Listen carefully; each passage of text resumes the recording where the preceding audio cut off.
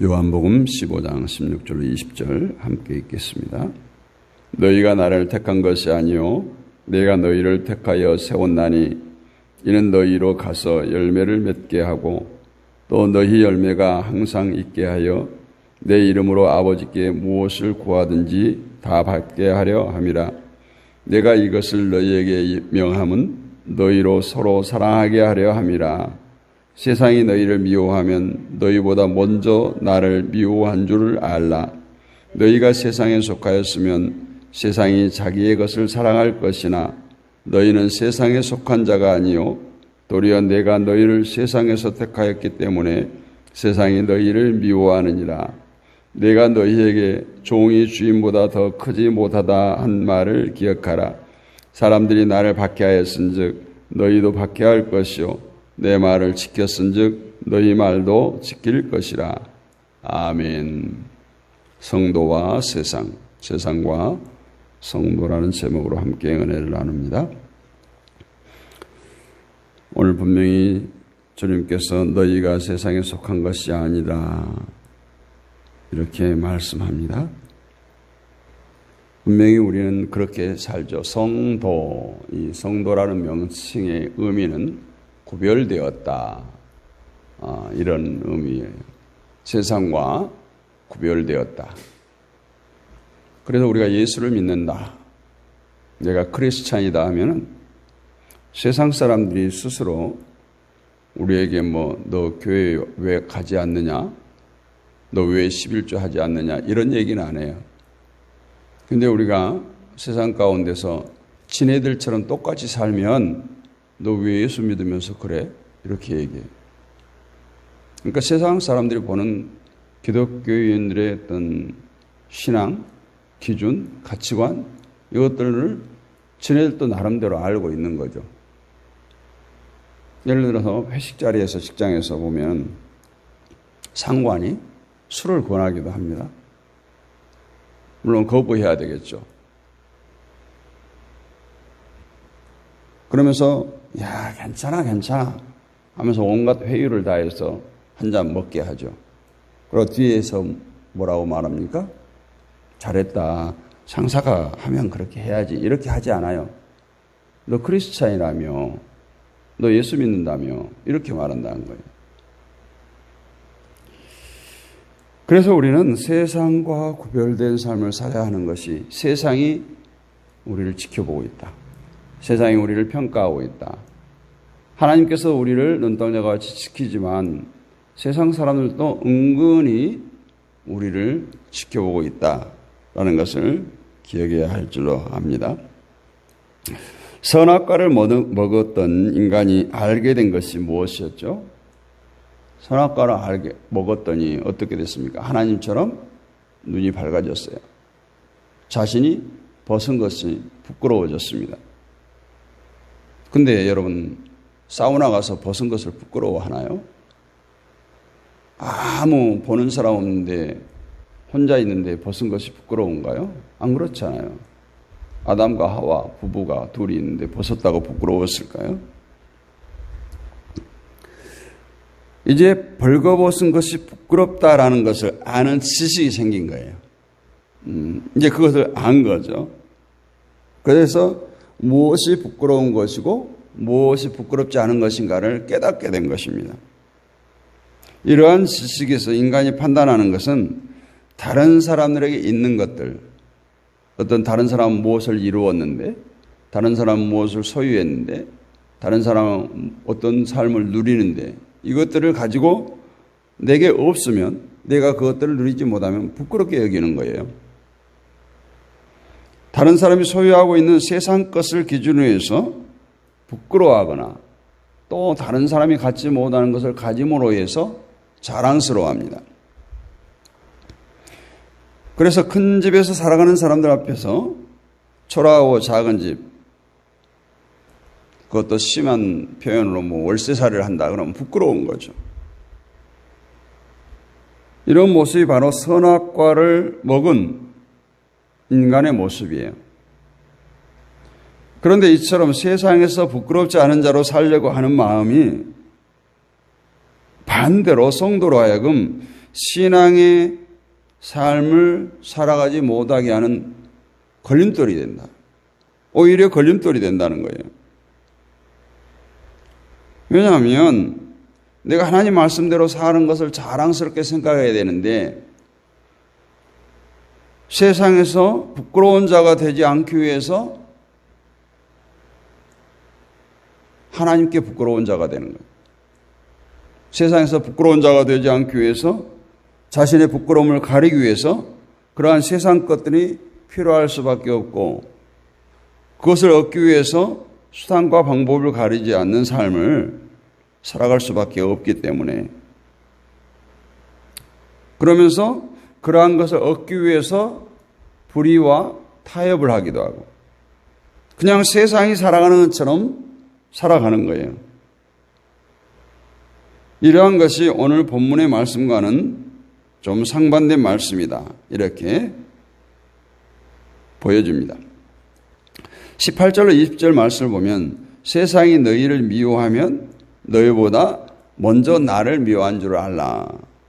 너희가 세상에 속하였으면 세상이 자기의 것을 사랑할 것이나 너희는 세상에 속한 자가 아니요 도리어 내가 너희를 세상에서 택하였기 때문에 세상이 너희를 미워하느니라. 어쩌면 하나님의 백성들이 세상으로부터 미움을 받는 것을 주님은 아셨고 그것이 당연하다라는 거예요. 근데 그것을 벗어나려고 세상과 똑같이 살지 말라는 겁니다. 이 말씀은 예수님께 속한 자는 세상이 예수님을 박해하고 예수님을 미워했던 것처럼 당연히 세상으로부터 미움을 받으며 살아갈 수밖에 없다라는 것을 말씀하고 있습니다.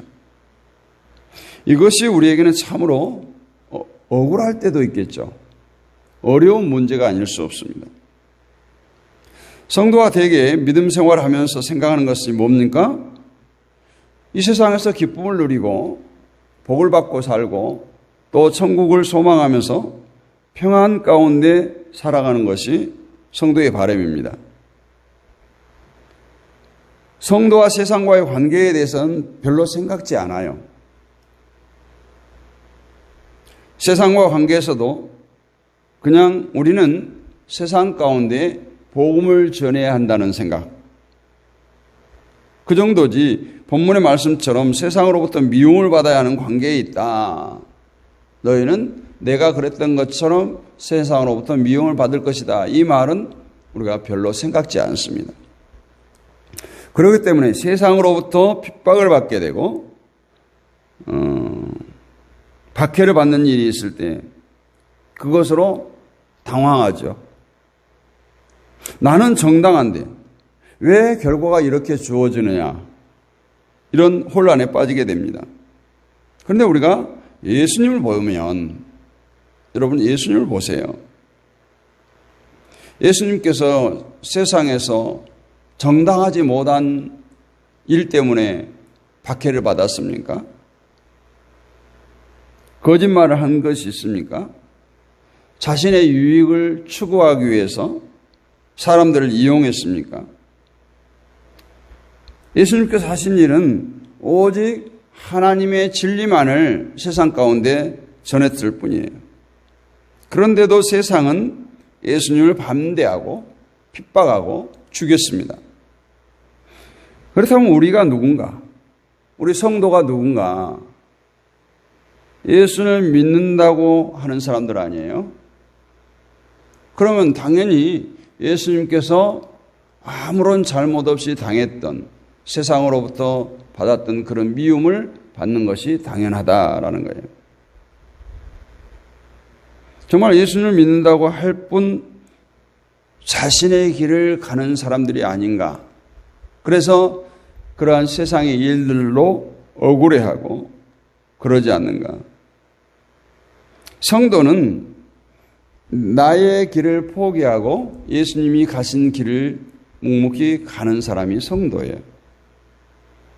예수님이 길을 가기 때문에 예수님의 시대나 지금 시대나 전혀 변하지 않는 세상에 의해서 예수님처럼 미움을 받는 것은 극히 당연하다는 거예요. 예수님의 말씀은 오히려 세상이 미워하는 것으로 인해서 내가 예수님께 속한 사람이구나 이렇게 증거되어진다는 겁니다. 제가 세상에 속하지 않았기 때문에 세상으로부터 미움받는다는 거예요. 마귀는 예수를 믿는 사람들을 어떻게 마귀는 보느냐, 내 수하에 있는 사람을 빼앗겼다라고 생각해요.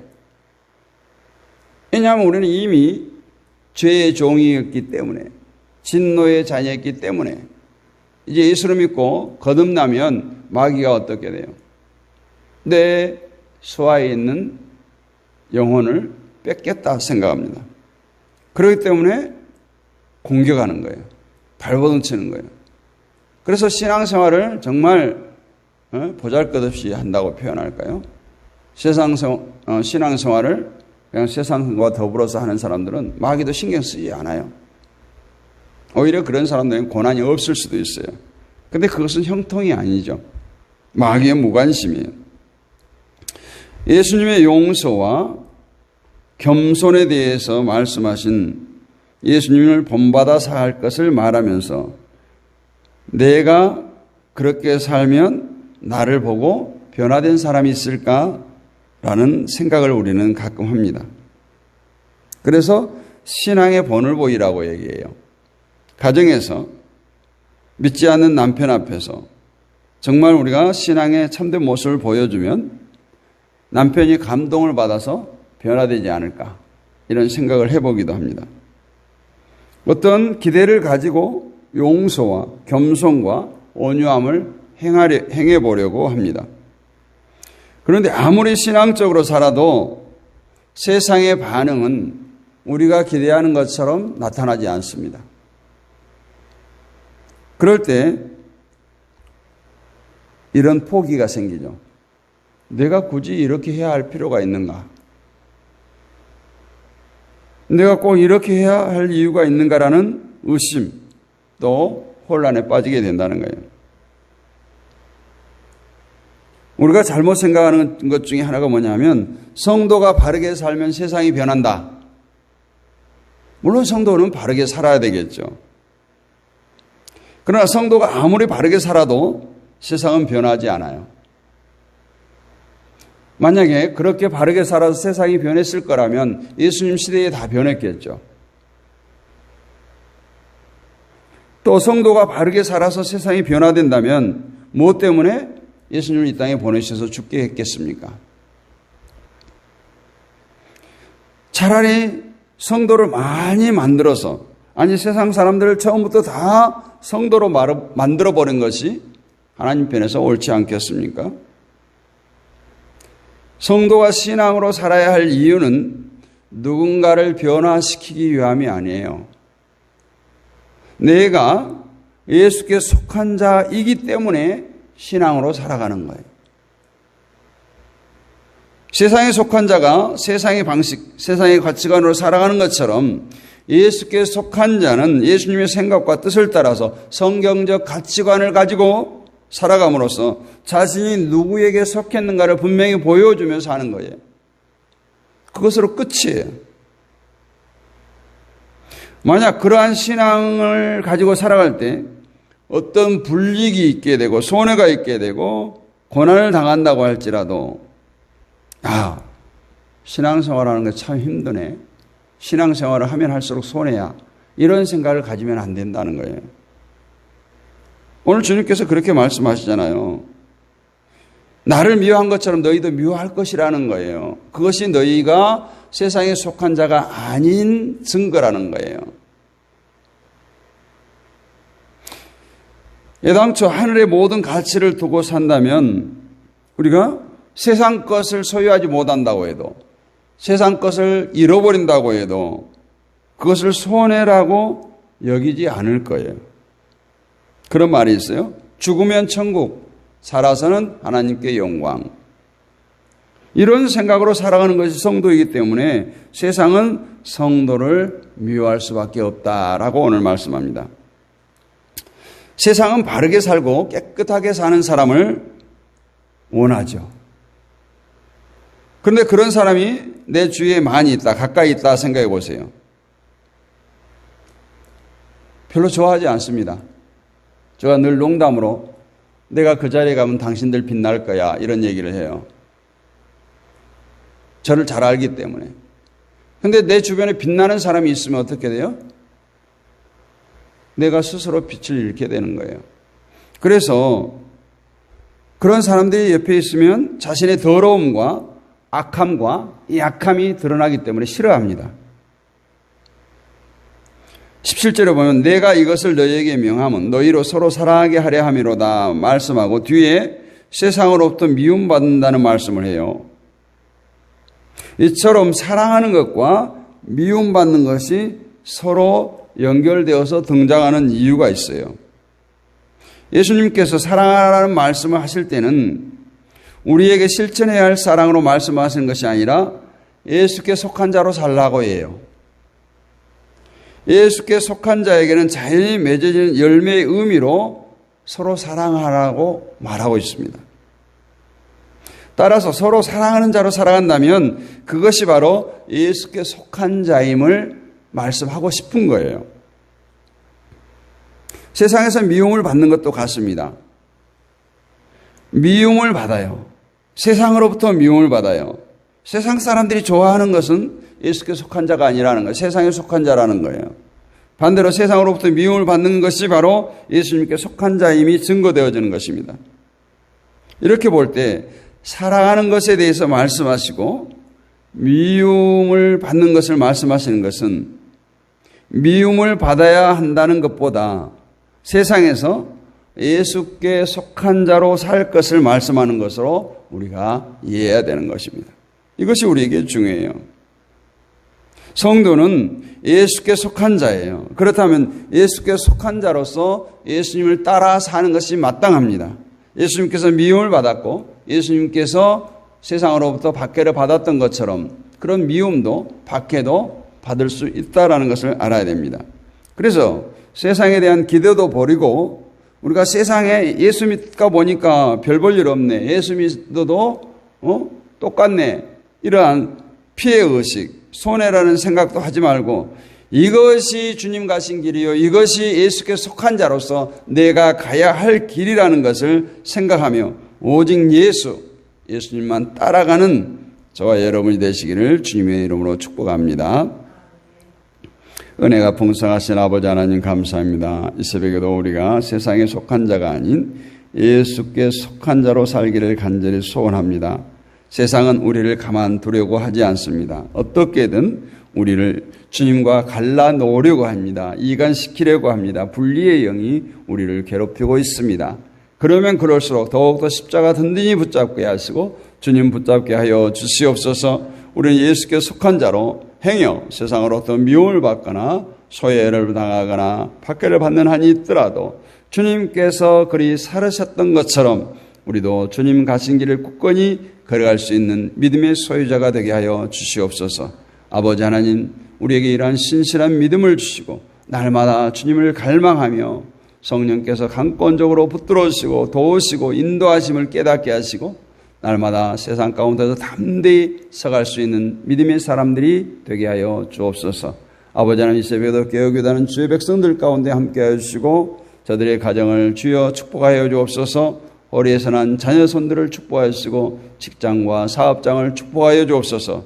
하나님의 백성들이 이 땅을 살아갈 때 필요를 공급하여 주시고 아버지 하나님, 세상 가운데서 수치당함이 없게 하시고 궁핍지 않게 하시고 하늘의 신령한 목으로 땅의 기름주먹으로 마음껏 먹고 마시며 누리며 베풀 수 있는 은혜와 축복을 허락하여 주시옵소서. 이 새벽에도 우리의 소원을 주님께 아뢰입니다. 우리의 소원이 하나님의 뜻이기를 원합니다. 하나님의 마음이기를 원합니다. 하늘을 아버지 하나님께서 그 나라와 그 의를 날마다 간구하여 부르짖는 우리 모두가 되게 하여 주옵소서. 무엇보다 나보다도 나의 유익보다는 내 이웃을 내 형제자매를 생각하며 우리의 지경이 점점 넓혀져 갈 수 있도록 은혜를 베풀어 주옵소서. 이 하루도 주님과 동행하는 복된 삶이 되게 하여 주옵소서. 믿사옵고 살아계신 우리 주 예수 그리스도 이름으로 감사하고 기도하옵나이다. 아멘. 하늘에 계신 우리 아버지 이름을 거룩하게 하시며 아버지의 나라가 오게 하시며 아버지의 뜻이 하늘에서와 같이 땅에서도 이루어지게 하소서. 오늘 우리에게 일용할 양식을 주시고 우리가 우리에게 잘못한 사람을 용서해 준 것 같이 우리 죄를 용서해 주시고 우리를 시험에 빠지지 않게 하시고 악에서 구하소서. 나라와 권능과 영광이 영원히 아버지의 것입니다. 아멘.